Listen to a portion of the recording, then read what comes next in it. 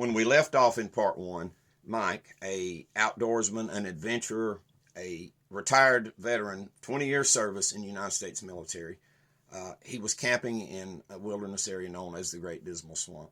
He was awakened about 5 a.m. in the morning to sounds that he couldn't figure out, sounds that just were unrelatable. First, it was a noise, and he likened it possibly to be ape-like noises, but not totally. And then he began hearing this strange, odd chatter or gibberish, and he described it as staccato, clearly something vocalizing something. He wasn't sure, could it be a language, was it not a language? And then he began hearing movement in and around his camp, very close to his camp. First, it was the sound of one individual moving in, followed by a second. He could clearly hear someone walking in the shallow water nearby, and then finally in a fourth direction, he heard walking near his camp. He simply remained on guard, continued to listen and observe the best he could. The sound subsided. He heard in all directions these individuals move away from his camp. When he felt like it was appropriate, he stuck his head outside of his tent. He shined the light around. He saw nothing. He heard nothing.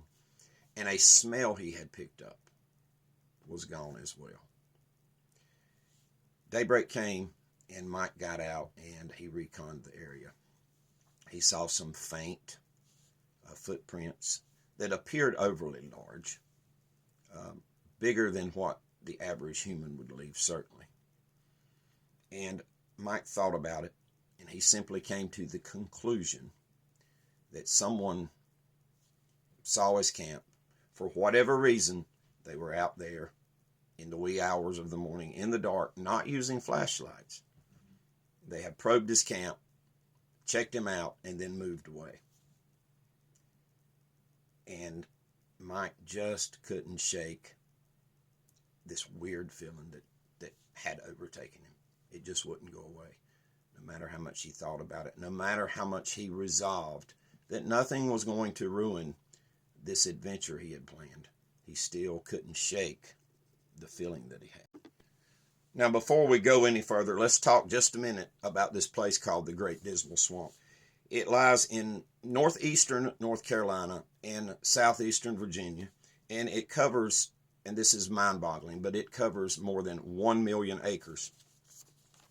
The majority of the swamp is protected land, although not all of it is protected. And there are plenty of wilderness areas on the periphery of the swamp, areas that are privately owned, and so forth. The swamp is ancient. This ecosystem, as they call it, is ancient. And its history is fascinating.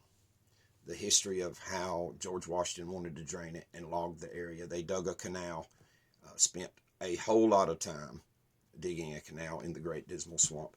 But especially interesting to me is its paranormal history. And it has a deep and rich paranormal history. My favorite, though, is the accounts where people were walking along in the swamp, and suddenly a cemetery, a graveyard, just appeared. And this graveyard is said to be the moving graveyard or the vanishing graveyard, but it would appear suddenly and inexplicably. And it's said to be a warning for hikers and adventurers to turn back immediately.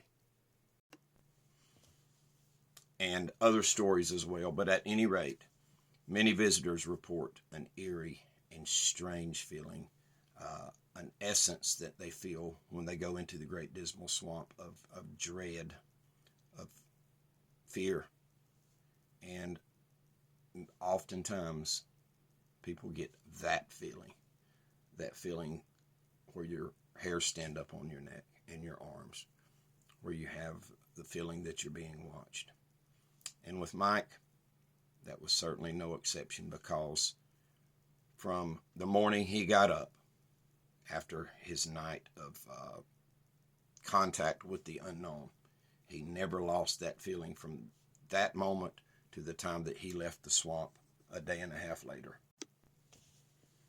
Mike broke camp that morning, and like I just mentioned, his thoughts kept going back to the events of the night, and he just couldn't shake this feeling that had overtaken him, this feeling of being watched, a feeling of dread mixed in there, an uneasy feeling.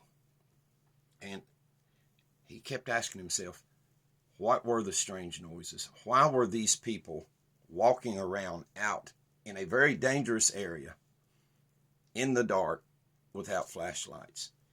And the strange sounds that he had heard, the odd language-like sound, it just kept haunting his thoughts. And he continued to try to enjoy the scenery, to enjoy being out in the wilderness, which was the thing he loved. But he just couldn't shake this bad feeling. About 4 o'clock that afternoon, it began to rain. It was obvious that a storm was blowing in. So Mike put on his wet weather gear and he strung up a tarp. He decided to take advantage of the downtime and rest, maybe catnap a little bit. Mike said that he felt oddly tired, that there was no reason for him to feel as tired as he did, because Mike was a very fit man, and he was nowhere near the bounds of the amount of activity that he could undergo in a given day. And he laid back on his pack, and instead of catnapping, he fell into a full-blown deep sleep. When he awoke, and he said he was woke up with just a small sunbeam coming in low from the west through a break in the canopy of the swamp, and it was hitting him right in the face. The rain had stopped. The mist was rising up around him. And as he raised up and began to focus his eyes, he caught movement with his peripheral vision off to the left. And just for a split second, just for a moment, he briefly saw the silhouette of someone or something moving. He lost sight of it, and he said his instinct was that whoever this was, or whatever this was, knew that it had been spotted, and it moved with the intent of getting out of sight, and getting out of sight quickly. And that spooked Mike. But Mike was undeterred. He packed up, and he had a little bit more ground to cover. He wanted to get to a spot on the map where the ground was a little bit higher, a little bit drier, especially since it had just rained. And he wanted drier ground around him when he camped that night. And here's why. Because the real mucky, more saturated ground won't necessarily hold a good-looking footprint, as we say in the business. It won't hold a good-looking footprint very long. Sometimes just a few minutes. But he wanted to get on drier ground so that if someone came into his camp area, that perhaps the footprints would be more readable and more distinguishable. And he got to his desired location there, and he set up camp for the night. And he just stayed up sipping on some coffee and pondering the day's activities, and trying his best to shake this weird feeling that he had. And he laid back after wrestling with this feeling of unease and dread and fear. He said to me that he wasn't ashamed to admit that he had some fear. But finally, sleep came. Sleep found Mike that night. But later in the night, a bad dream would find him. And then another intrusion into his camp would find him. I appreciate you guys. I'll see you next Sunday night for part 3.